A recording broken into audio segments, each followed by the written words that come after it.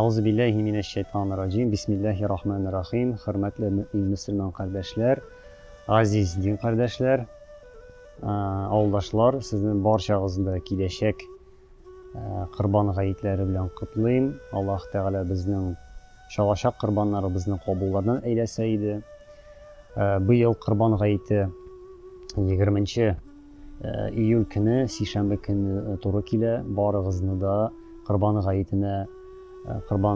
gayetine chaqirib qolam. Bu yıl bizning ertangi soat 4'te o'tkazilacak.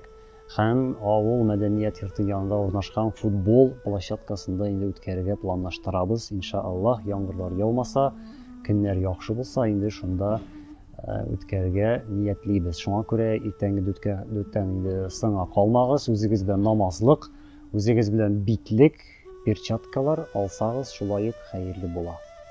Qurban gayeti indi ol 2 rakatli namaz bo'lacak. Hem indi namozni o'qigandan so'ng indi butun kishi Qurban shalarga indi uylaridan qaytib ketadi.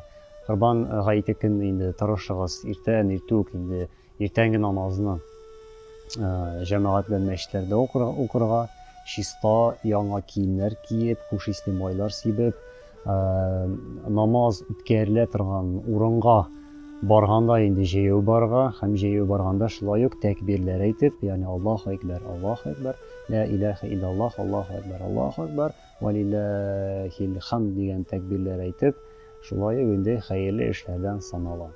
Alloh subhanahu va taala bizning qilashaq amal g'ibodatlarimizni ham qilgan amal g'ibodatlarimizning qabulini aylasaydi.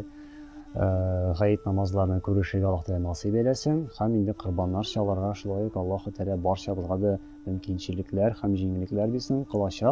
Şalaşaq qurbonlarimizni Alloh taolo qabullardan eylasaydi. Assalomu alaykum va rahmatullohi taala va barakatuh.